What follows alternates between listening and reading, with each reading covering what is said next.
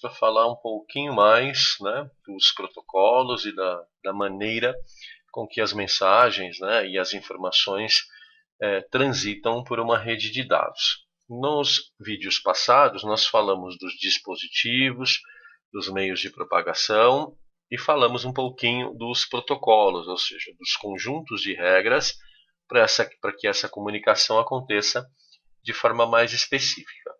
No material de hoje, nós vamos falar um pouquinho mais de como essa transmissão e recepção acontecem, do ponto de vista técnico, e agora nós já vamos nos apoiar nos protocolos de rede para entender bem como é esse processo. Se você está bem lembrado, né, nós falamos que a informação pela rede de dados ela não é transmitida e recebida de uma vez só. Ela é quebrada em pedaços menores e esses pedaços é que são enviados.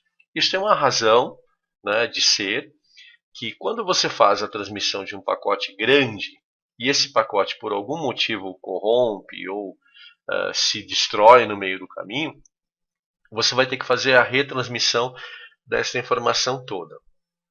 Quando você transmite e recebe em pedaços menores, basta que você retransmita aquele pedacinho que deu problema.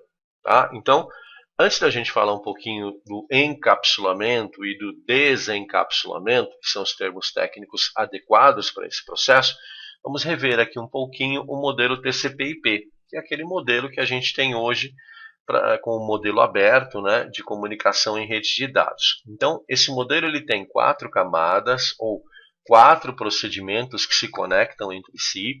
O primeiro chamado de acesso à rede, que é onde a gente vai ter toda a parte física da rede mesmo, tá?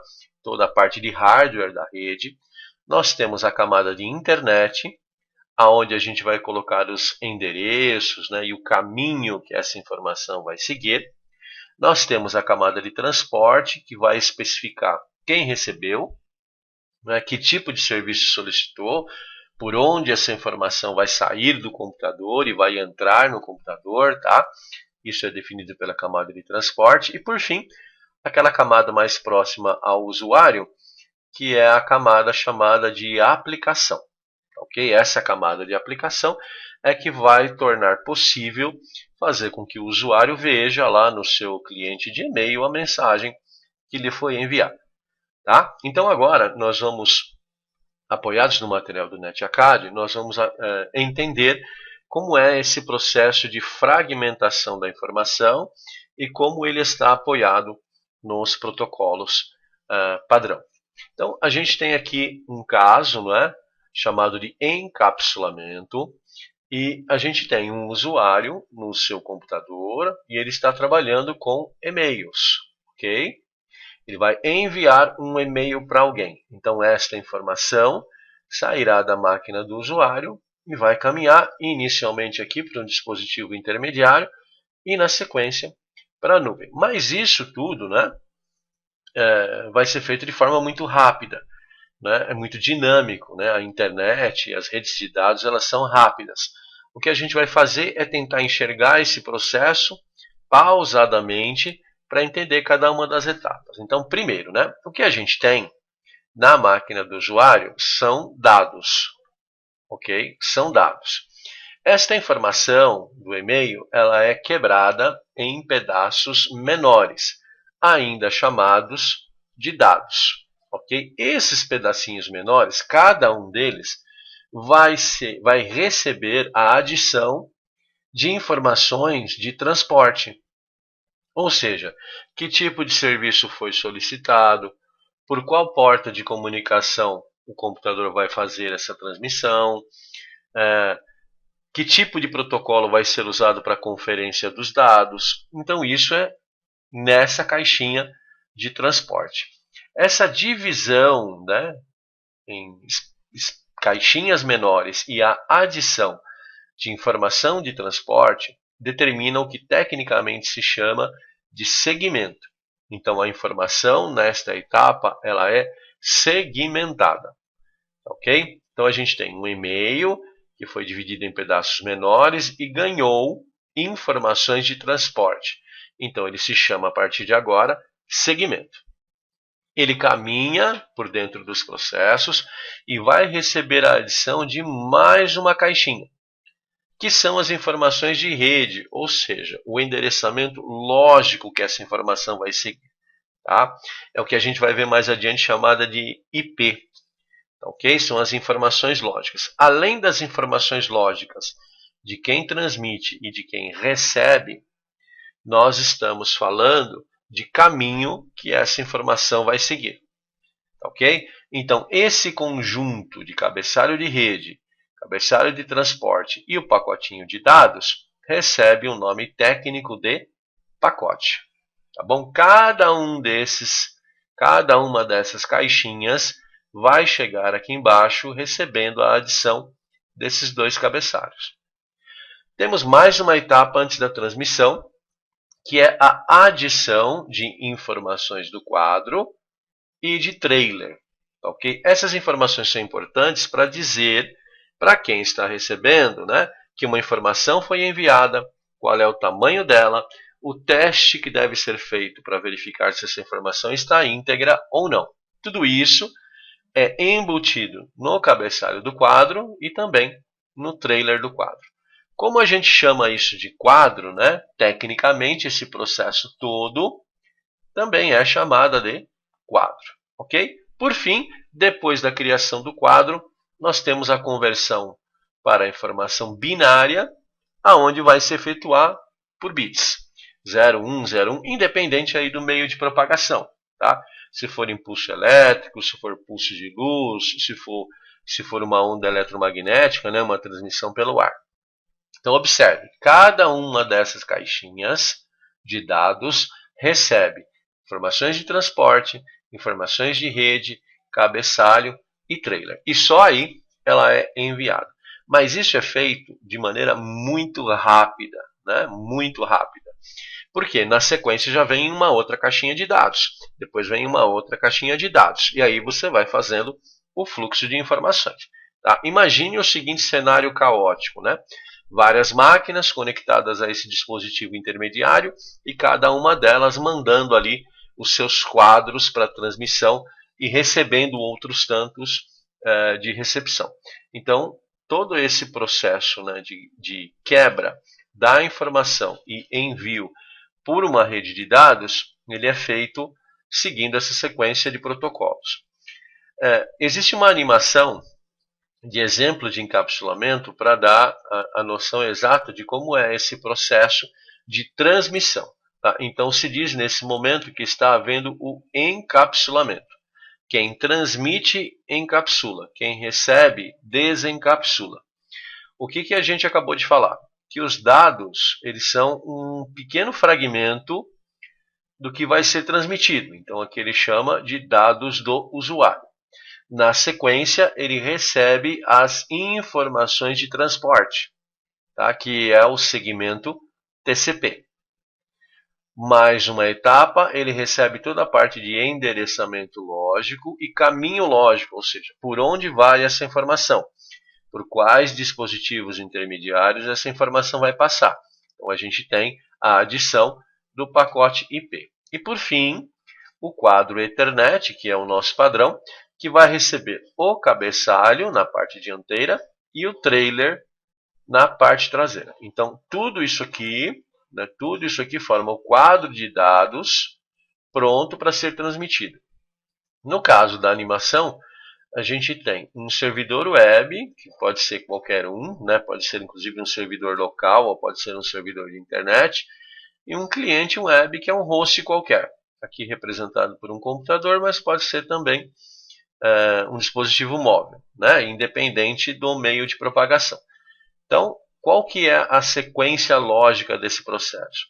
A caixinha de dados recebe o cabeçalho de transporte, recebe o cabeçalho de endereçamento e recebe os quadros de transmissão. Ok? E é o que a gente vai ver aqui agora. Ó. No Play, a gente tem uma página de internet com informações que serão transmitidas. A partir desse momento, você tem a quebra dessa informação em caixas menores, que é o pacotinho de dados do usuário, são pacotes menores, que vão receber na sequência todo o endereçamento de transporte, o cabeçalho de transporte chamado de TCP. Adiante, ele vai receber o cabeçalho de endereçamento, indicando qual é o caminho que ele vai seguir.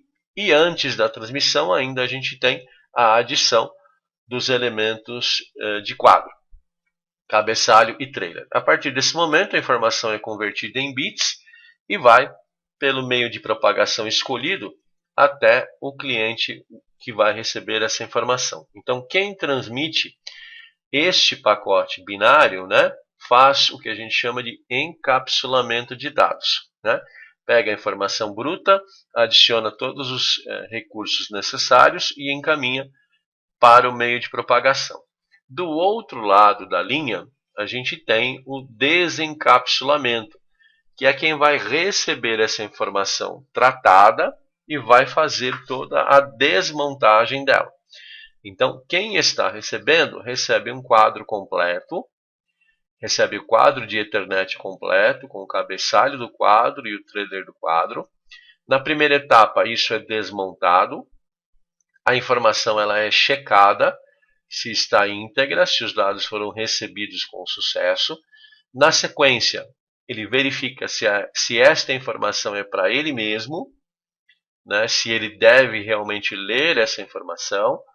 Depois ele verifica qual foi o serviço que foi solicitado e por onde isso deve ser tratado internamente na máquina. E aí ele faz a leitura dos dados. Tá? É o processo exatamente ao contrário. Na transmissão, no encapsulamento, você agrega. Na recepção, no desencapsulamento, você desagrega. Então, aqui na animação, você tem a chegada dos bits, né? Os bits brutos, que são entendidos pela máquina como quadro Ethernet. Num primeiro momento, se verificam os padrões de recebimento. Num segundo momento, você verifica se o endereçamento é adequado.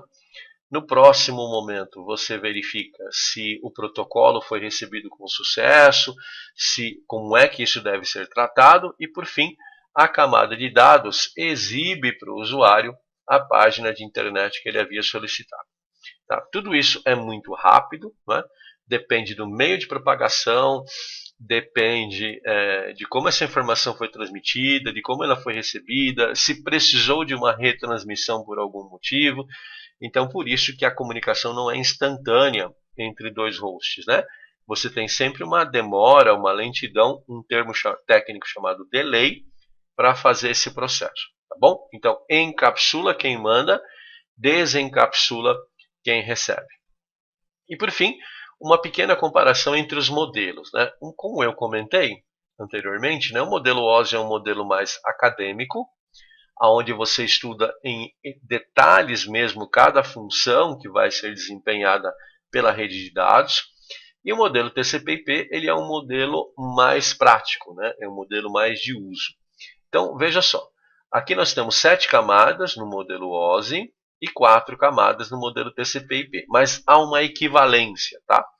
No TCP/IP, o acesso à rede, que é aquela camada de hardware que eu comentei com vocês, ela vai tratar no modelo OSI da parte básica, tá? Dos padrões básicos de transmissão e de recepção. O protocolo de internet do TCP/IP, que vai determinar os endereços lógicos e o caminho, é tratado na camada de rede do modelo OSI. A camada de transporte do TCP/IP, que determina o serviço, que determina por qual porta de comunicação isso vai acontecer, né? Também é chamado de camada de transporte lá no modelo OSI. E por fim, a camada de aplicação, né, que é de mais alto nível, que está mais próxima ao usuário, ela vai ser desmembrada em 3 caixas, né, em 3 camadas dentro do modelo OSI. A camada de sessão, de apresentação e de aplicação. No fundo, são modelos equivalentes, onde o OSI é bem mais detalhado, é bem mais específico, é passo a passo, é elemento por elemento. E o modelo TCP/IP é aquele modelo mais de uso mesmo, né? Um modelo mais prático. Caso você encontre alguma dúvida, né, eu não tenha compreendido, eu sugiro que você reveja o exemplo de desencapsulamento do NetAcad, e também veja o modelo de encapsulamento do NetAcademy. São modelinhos, são animações que vão garantir que você consiga compreender como é esse processo. Espero que tenha sido útil. Nos vemos nos próximos vídeos. Um abraço e até mais.